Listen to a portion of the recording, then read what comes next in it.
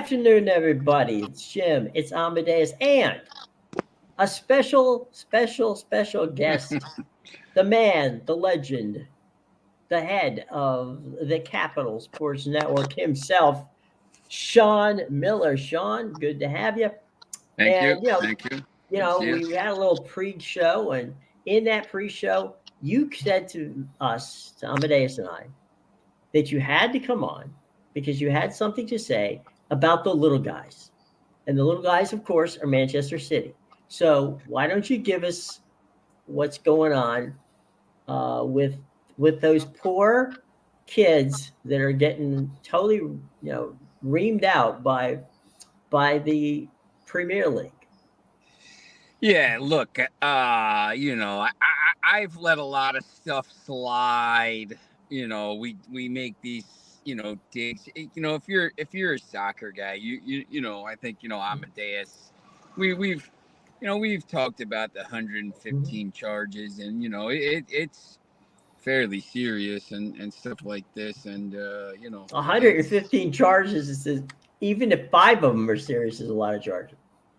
Yeah, I mean, yeah, exactly. I mean, look, everybody in the world knows they've been cheating. I mean, it's clear as day. It's been in the German the leaked documents. It's clear as day. So in November there's going to be a 6-week trial, whatever. So today, Manchester City came out and are suing the Premier League for damages alongside their attempts to end associated party transaction rules, which they claim are unlawful. Basically, like, oh yeah, we should be able to get, get our state funded team funded by, every state funded organization in the UAE, and it's no issue with that. They also argue that the system of requiring at least 14 clubs, or 2/3 of those who vote in the Premier League, to implement rule changes gives the majority unacceptable levels of control. So now Manchester City is anti-democracy, as it is. They want to be, hey, we want to make the rules for us. We don't want it to be, we don't want Wolves vote to count. We don't want Bournemouth vote to count. We just want our votes to count. This is the most absolutely ridiculous, ludicrous, out of touch. Like, it's just so ridiculous. And you see these Manchester City accounts saying that they're the little guy. We're going to try to break the monopoly. You've just won 6 of 7 Premier League titles because you're cheating. You are the monopoly. It's absolutely ridiculous. Amadeus, I mean, I know you've been following the 115 charges and stuff, and I know you kind of looked this up. I mean, what are your thoughts on this? I actually, I'll let you talk, and then I actually think there's some stuff going on behind the scenes. So.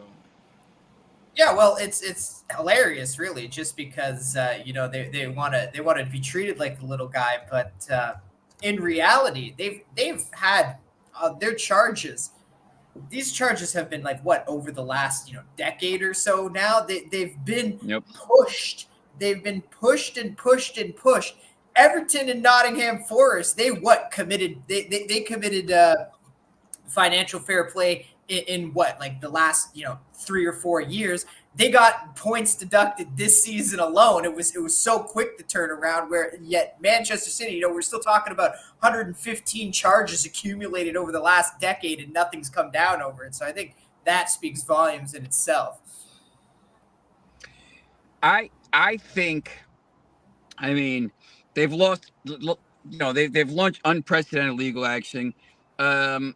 Basically, 165-page legal document. The Premier League's other 19 clubs have been invited to participate in the legal action launched, and some of them have stepped forward. So against this thing, but the fact that you're doing this, like I tweet, whatever they call it now, tweeted. I say tweeted.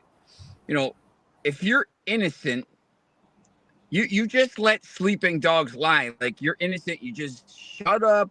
You don't say anything until the trial. You get exonerated, and then you move on. Guilty people and guilty things go back and do stuff like this and bully these teams and throw extra money and make them spend extra money and keep them tied up in litigation forever. That's what guilty people do. They keep them tied up in litigation. This is not something that an innocent club would do. Look, if you've read the pages, look, they're guilty.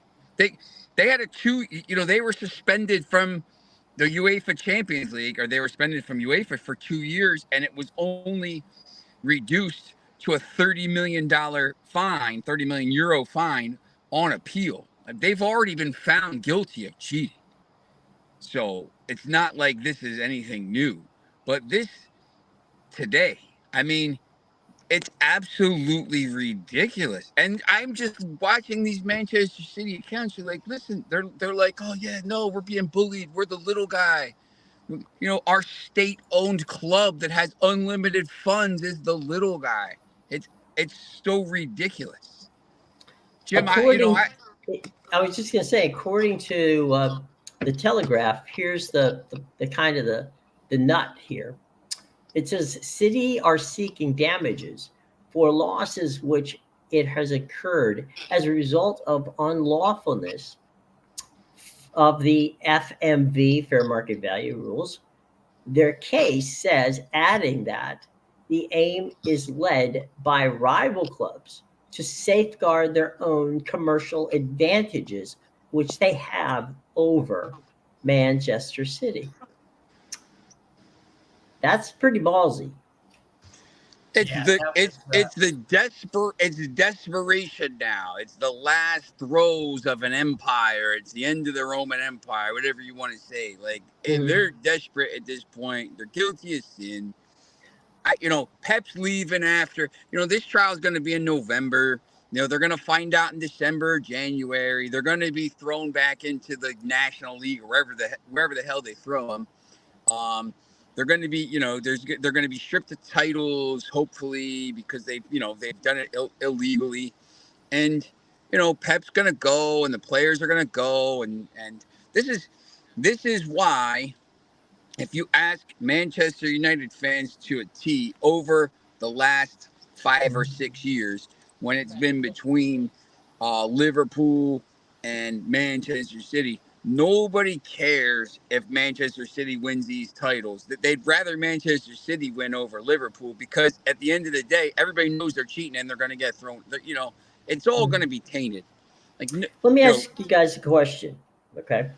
Yep. If indeed if what I just read from a legal standpoint is fair market value, right? They're talking about fair market value.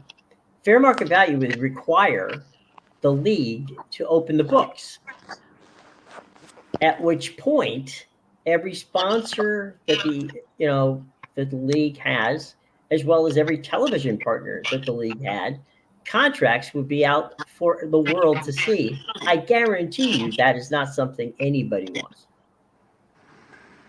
Yeah, probably not. The thing with, the prize money for the Premier League. Look, it's every team gets a certain amount of prize money because the TV contracts and all this stuff. This is just Manchester City saying, like, these rules. Like, look, the rules, financial fair play. It shouldn't apply to us because we're rich. Like, the rules shouldn't apply to us because we're rich. We should be able to spend as much as we want. Well, this is but the problem is, it's this league is going down the Bundesliga, and like some of these other leagues, like, the reason the Premier League gets so much ratings and everything, it still does, is because there is still some competition from top to bottom. It's pretty good. This year wasn't really kind of like, the teams at the bottom, but if one team is cheating to do this, all of a sudden you get the Bundesliga, you get the League On, and all the same team. Because people stop watching Formula One. I know Formula One. It's been big in America because they had those shows and everything, and like the 2 years before this one were a joke. I mean, you knew who was going to win every race before they raced. I mean, last year was. And I like the races, but it's unwatchable. You know who's going to win.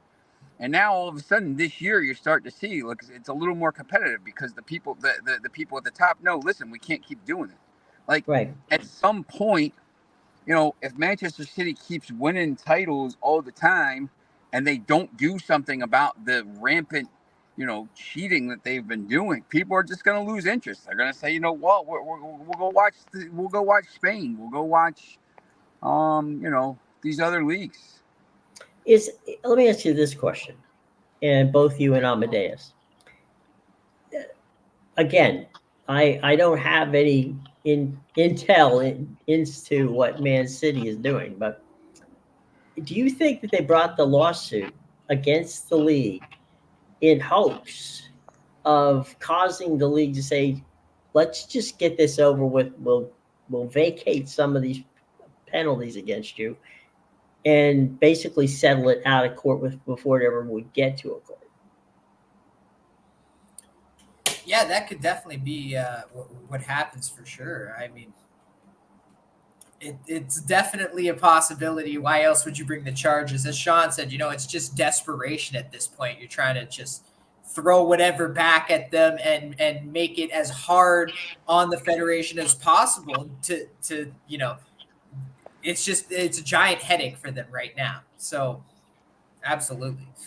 They want it tied up in court. They want it tied up in court for a decade and all this stuff. Right. So, I mean, the problem is, here's the main problem. Okay. Other than the fact that City is cheating like crazy. That's a problem. So Everton gets, basically 2 points deductions this year, and has to sell Jared Branthwaite by June 30th. To even pay for even it. The books out a little bit this year, and that their ownership just fell through, so that's a disaster. They're in trouble. They could be like the winding upward and stuff like this. They got Nottingham Forest. They got fined 4 points, and those two teams almost got they were good enough to stay up, but they almost got relegated because of these points deductions. Well, this has been going on for years and years and years. I mean, these points things are only up until 2016. Like, there's a whole nother 8 years of stuff after that. And maybe, I was just going to ask you guys a question. How is it possible that the league, the Premier League, right, which is one of the most profitable leagues on the planet, probably second only to the NFL, how is it possible that these teams lose money? I mean, I think they're run. I mean, it's bad ownership. Yeah, I mean, look at Inter. Look at the Italian leagues. I mean, Inter's. Amadeus probably knows a little more. Inter's in like crazy debt, right? Yeah, there's quite a few. The Italian league's very one of the more corrupt leagues, I would say. Obviously, we all know about the Juventus incident when they got relegated back down. So this league has a long-standing history of things like that for sure. Absolutely. The problem is, I mean, these teams, they come up and to compete at this level of the Premier League. I mean, you have some teams like, Luton Town and, even Bournemouth. Their stadium's not real big. I mean, Bournemouth Stadium, I think, only holds 12 or 15,000. Fulham only holds 20,000, maybe. The stadiums, Chelsea only holds 36,000. You got Manchester United, Arsenal, now City. Newcastle holds over 58 and stuff like this. I mean, depending on, they're run. I mean, the player salaries are out of control. I mean, you see, some of the stuff. I mean, you have these teams like Manchester United, who's a global juggernaut. As they finished 8th, and they made the Europa League because they beat Manchester City in the FA Cup, and they're the second most valuable team in the world, only a few million pounds, dollars, whatever it is, behind Real Madrid, the 15-time European. They just won the European Cup again. They won La Liga. And Manchester United is the second most valuable team. They're just, they sell all this stuff. But when you start to go down, I mean, I think that's why these teams are starting to come over to America now, because they see how much money is over here, and if they can break into the market and sell jerseys in America and sell trips in America and stuff like that, they're going to be able to make some money. But after a certain amount of these teams, like Chelsea's losing crazy money. The only reason they are not in trouble is because they sold the hotel behind the stadium to a company owned by Todd Bowley, the owner. So they circumvented the rules to they sold the hotel for like $100 million, and now they're good because they sold it to like one of Westlake's other companies, which is dodgy too. That's actually something I wanted to talk to you about too. I think Todd Bowley's a complete clown. He's botched Chelsea up. They'll be down for the count for years now. What did you think of the decision to fire Poch? Because I thought it was absolutely ridiculous. Look, they just want. I mean, he wants to run this like the Dodgers or some of these other things, and they're signing 8-year contracts, and they're going out. They're hijacking Sesko's deal to Arsenal, and they're hijacking Elise, and they're doing this, and they're signing guys, and they're signing 50. They want to sign all these players, and it's not really the way it's supposed to be run, and they're in a lot of trouble, I think. But look, I mean, I thought they were playing really, they were one of the better teams for the last 3 months, and they were trending in the right way. I just think, supposedly, this is kind of like a little bit insider stuff, but the guys, the American guys, came to the meeting with Poch and was like, why are we so bad on like free kicks? And he's like, what?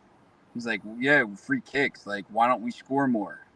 I'm like, that's not how it works. Like, what do you mean? Like, you only score like however many free kicks or something. And he came with all these like weird stats. And he's like, I can't be by. This guy they hired isn't any good. Yeah. And he just gave Leicester a bunch of money. And like, I mean, Chelsea's throwing this money around like crazy to try to find, they're trying to buy every player, and they have a squad of 50 guys that they got to sell player. It's a mess. Like, they're a mess. Like, I think they're in a lot of trouble if they don't finish inside of like the top 4 this year. Yeah, I totally agree. I've got the money. Yeah, let me just throw this up for you and Amedeus. This is what I did a little quick research for us. Based on the figures posted for the season we just had, the 2023 season, all right?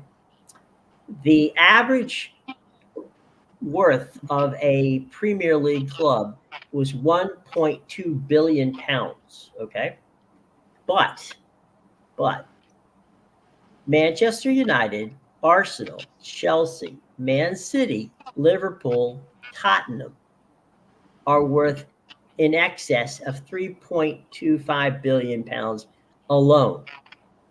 So that would, doing some quick math, the other clubs left, in the Premiership are worth a grand total of 24.5 billion pounds in total.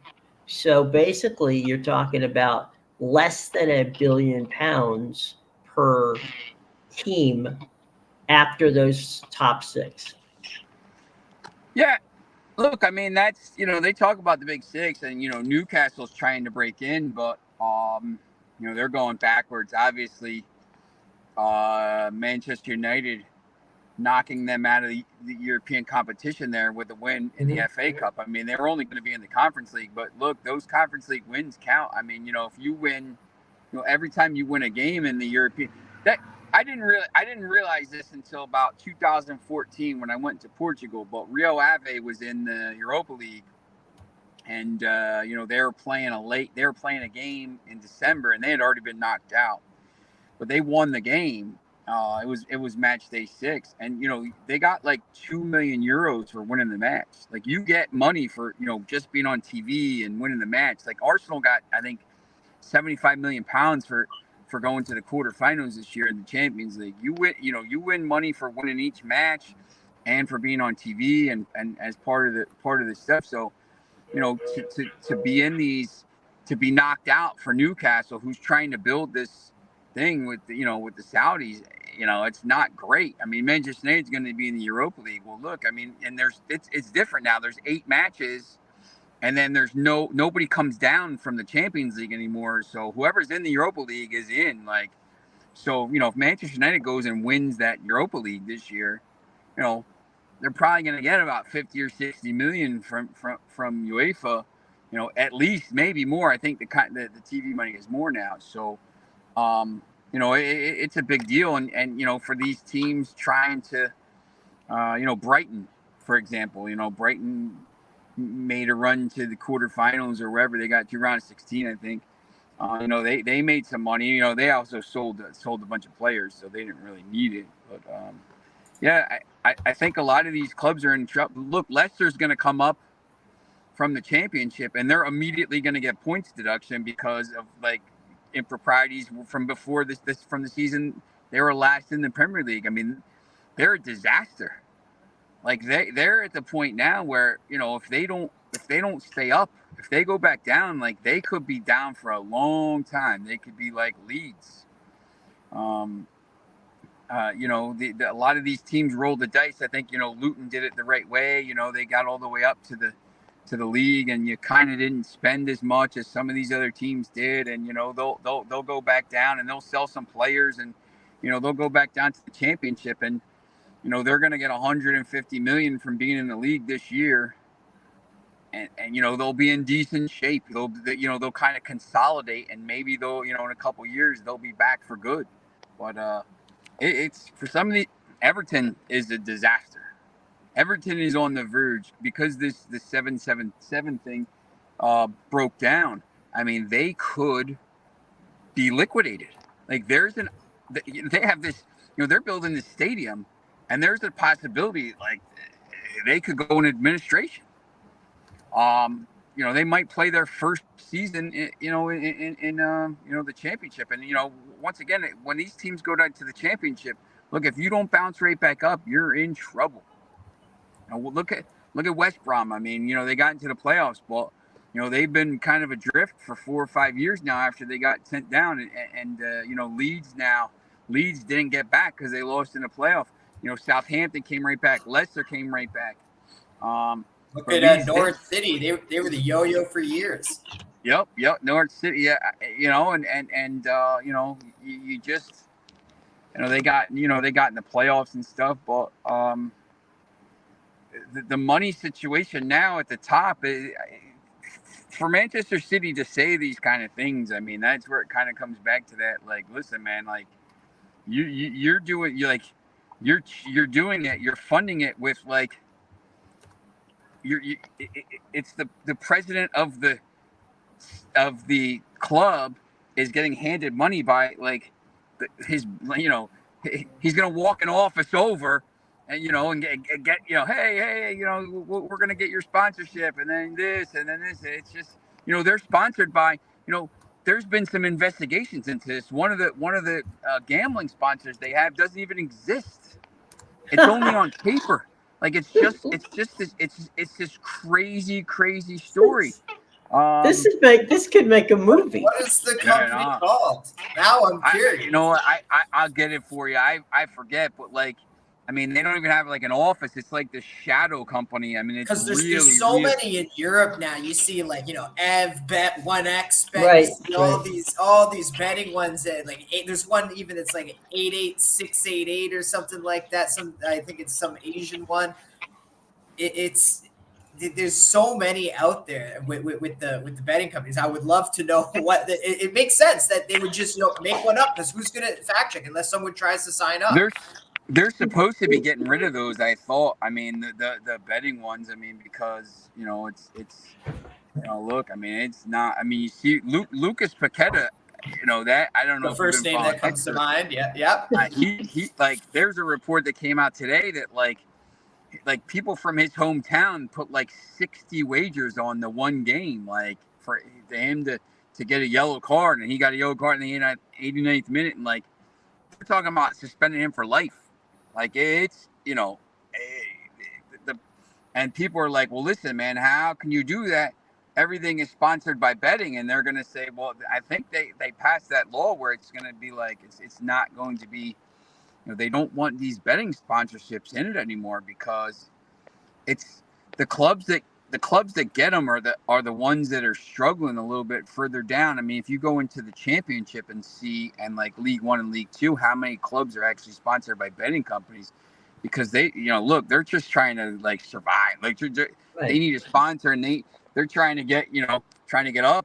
So they don't care as much. But you know, if you look at the betting sponsors in the Premier League, it's usually the teams from like 11 down. So you know, it's you know, obviously not Manchester United and you know, Chelsea and some of these other ones. So yeah, Well, it's super dodgy. yesterday, Amadeus and I were talking about the possibility of Cristiano Ronaldo coming to play in the United States, mainly because he's already, you know, done all of his good stuff, and you know, he just cashed checks of $600 million over in in the you know, in the Saudi league. So here's something that happened, and then will pop up on the screen for you guys to chat about with us, and that is Neymar beats Ronaldo in the Kings Cup. Messi sends him a way to go text, and now, to your point yesterday, Amadeus, saying um, what a great rivalry it would be to have Ronaldo and Messi in the same league, and you've got Neymar basically just kind of you know, out there trying to stoke the fire between the two of them. Is he allowed here, Who? Ronaldo? Yeah, You sure? I'll check, but why wouldn't he be? The court case from 2009. I understand. Hang on. I'll go into that. You guys can chat. I'll be right with you. Researching. I think he's probably not, like. I mean, I just know that he was. You know, they were worried about him coming over when Manchester United was going to come. He, you know, look, I would think. I mean, you see what Messi and you know, the MLS right now. I mean, you know, I don't think anybody in the world expects anybody other than Inter Miami to win the title if everybody's healthy. I mean, now that they're Barcelona South, but you know, I guess you know, it would be a coup for him to come over here and play for a year and stuff. But you know, once again, like, you know, I think they got to get away from this model of, you know, Messi's different, obviously. Messi, you know, Ronaldo, but like, you know, I think they got to get away from this model of bringing in these high-priced, aging stars are coming over here for a paycheck, and you know, try to bring in some younger players.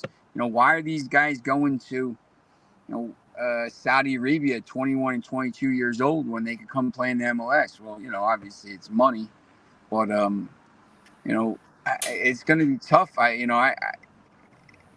To bring anybody over here just because they pay so much better. But yeah, you know, I don't know. I don't know what you think, Amadeus. Well, I just think it's interesting because you know, he's been so coming up on this is his second year at Al Nasser, and five meetings with Al Hilal, no results, Sean, no results. At some point something's got to change over there. Like, I know He's got to bring brought him in. He's got to pay 150 million for Casemiro and 190 million for Bruno Fernandes and 120 million for Lindelof, and just give Manchester United a check for about 500 million, and we'll send 5 or 6 players over there, and they could compete. Yeah, and then open up some room for my guy Scott McTominay to get some playing time over there. I mean, well, McTominay might be one of the ones going, but who knows? He might be. He might get a new contract here. We'll see who the new coach is. Yeah, we'll see how he performs for Scotland in a few weeks now. In my job as the research director for this group, I just went in and checked out. Ronaldo can play if he wants, and he was quoted in a magazine article last summer saying that before his career ends, he would like to play in the MLS. Now, take that for what it's worth. It is what it is. So, will Ronaldo play here? Who knows? One of the things that helped and hurt the NASL back in the day, right, was they had stars that came and played. Okay, but they didn't develop young talent from the United States. So if you can figure out a way to take an aging star who's your, bankable, name to put on the marquee so people come in to see them, but at the same time mix in a good young team that learns, that might be the way to go. I agree with you. Just to bring a name in is not a wise thing to do. Well, I think, one thing that's happened here is, I went to the Red Bulls Charlotte match last I know, Wednesday. we saw you on TV. Yeah, I was right there. Thanks to your brother there for getting me on.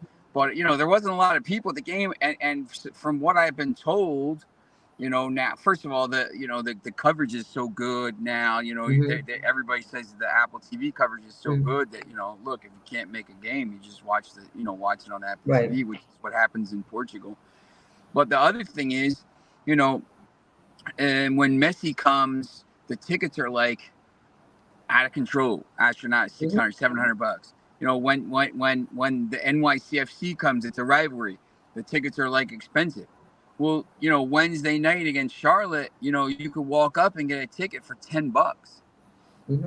Saturday night against, I forget who they played. We'll say Columbus, just for the heck of it. Yeah, Columbus, who won the title. It was another team from the South or something like this. Nashville, maybe. Yeah, something like that. But my buddy's like, "Do you want to come back? You want tickets to the game?" And I was like, "I was just there, and it rained and stuff like this. It was a disaster." But so I guess what's happening is now they're struggling a little bit to get people in the seats in some of these other games because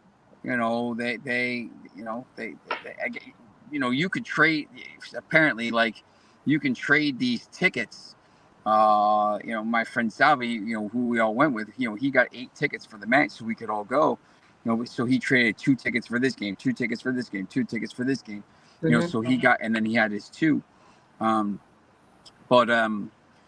It's, they're struggling a little bit to get these things in. So, you've kind of polarized the league a little bit. And, when Beckham was here, I think it was a little bit the same. I mean, not to the same level, obviously. Messi is, global. But not that Beckham wasn't, but, Zlatan and stuff like this.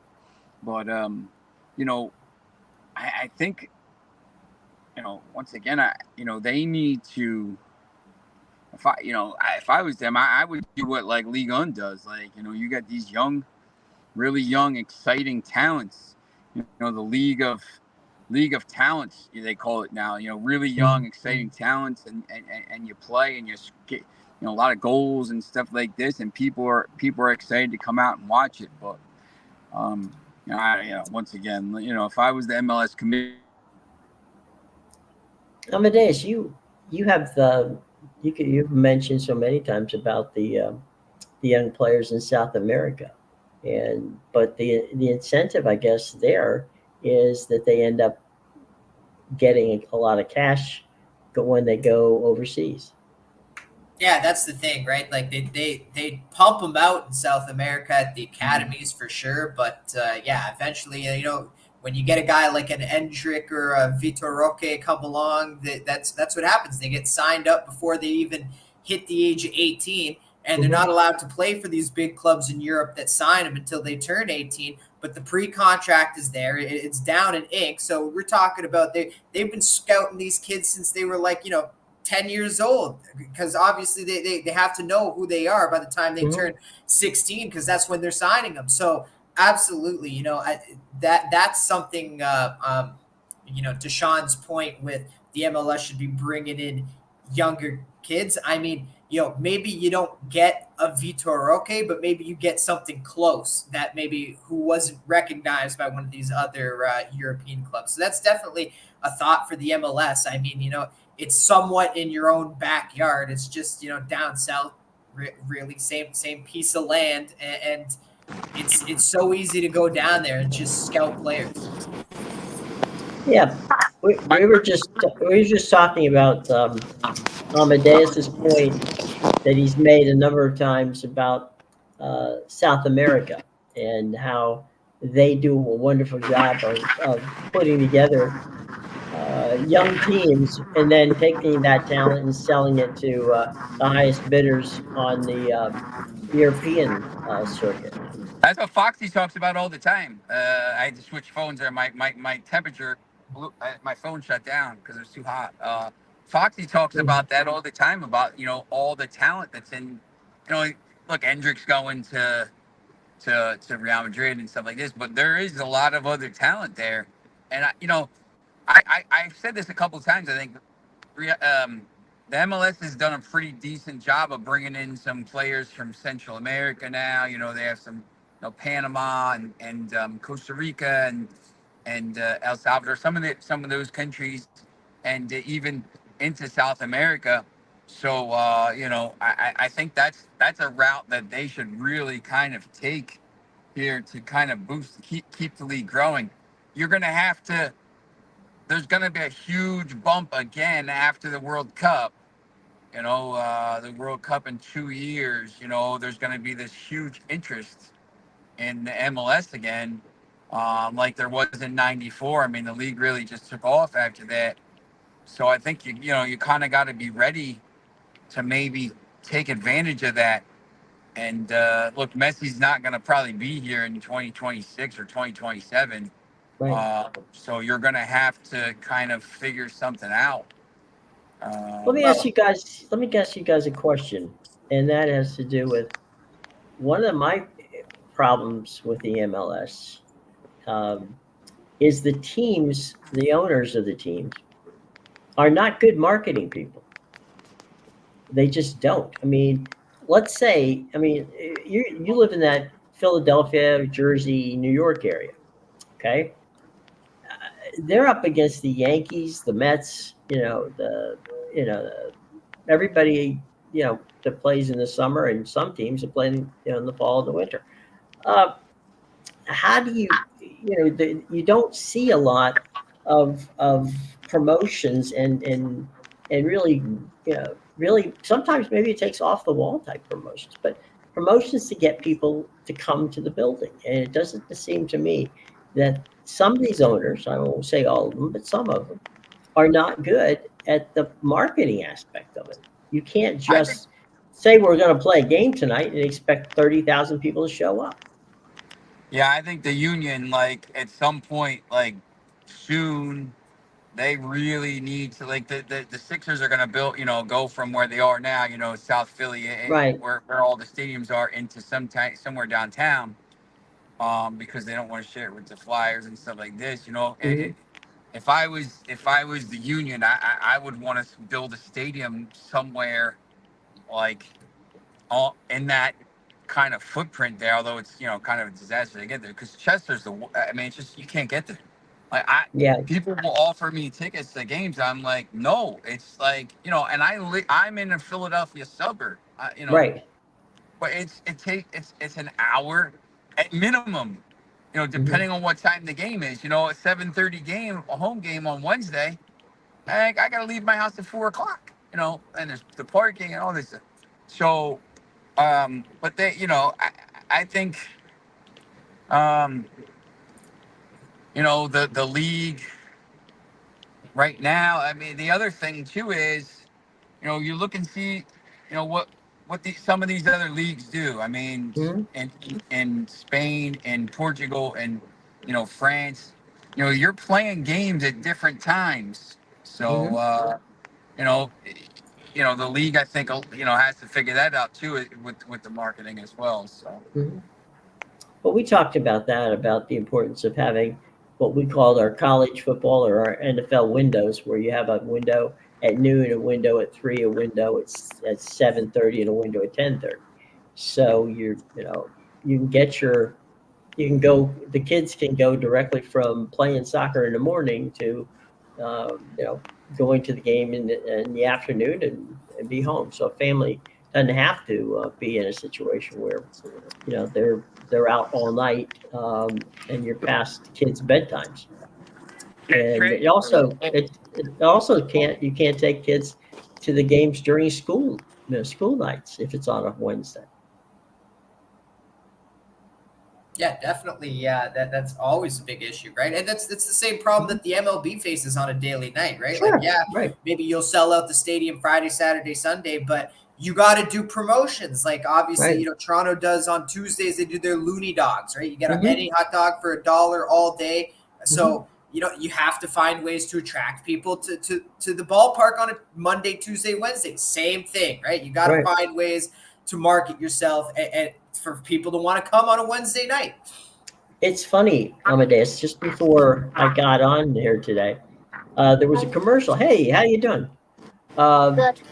there was a commercial saying that the Baltimore Orioles, if you want to come in, Monday through Thursday, all right, Monday through Thursday, tickets, bleacher tickets are $10. Well, bleacher seats aren't bad seats, at Camden Yard. So if I'm going to go to a game, $10, that's like a movie. All right. So you're not breaking the bank to bring a family of 4 to a baseball game. 40 Yeah, bucks. You can bring a family of 4.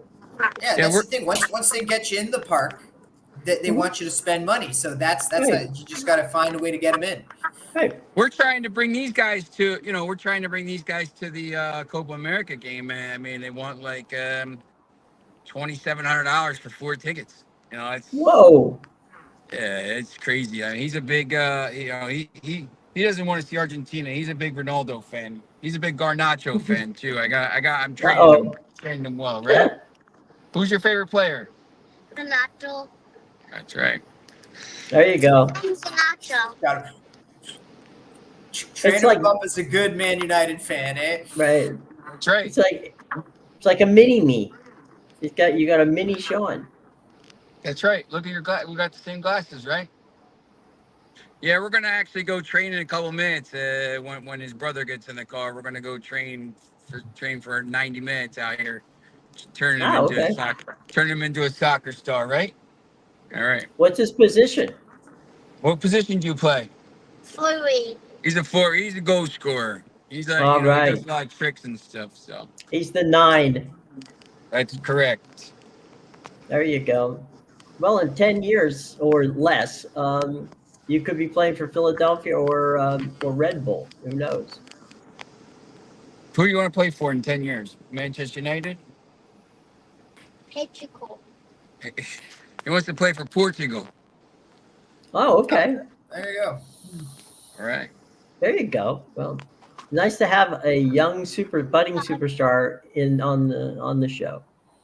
Yes, he'll be playing for Portugal in 10 years, and Messi's son will be the next quarterback of the New England Patriots in 10 years. I was watching. No, I'm not joking. You know, he's taken up a liking to the sport. You watch with the Wow, money how about he that? Look, has. Given the track record recently of the drafting of quarterbacks by the Patriots, it wouldn't surprise me that he would be the quarterback of the Patriots in a decade with or the so. money Messi has, and at his age, you know, there's no reason why you can't hire the trainers, the staff Yeah. to make this kid the next, you know, Tom Brady or whoever 100%. it may be. And I've seen it. Look, I saw him because he plays for the Miami Academy. Yeah. And he was throwing some passes. I saw a clip of him throwing some passes off the bench there with the other kids on the team. So look, you know, don't be shocked if you hear Messi in the NFL in the next 10 years, 10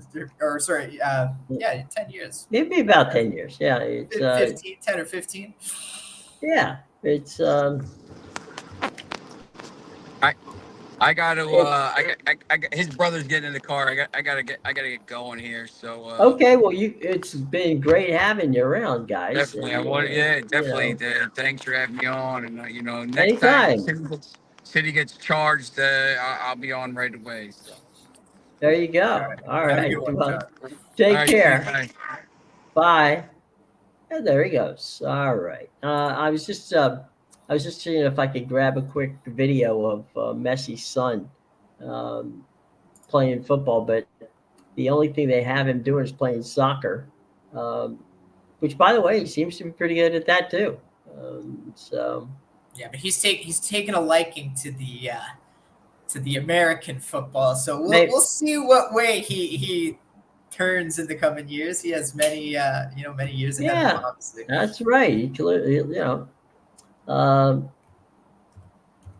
and you know, the playing aspect of it. We'll see how he does with his you know, throwing the ball. I mean, it's it would be funny, but it's a couple quick notes, and then we got to get you out of here.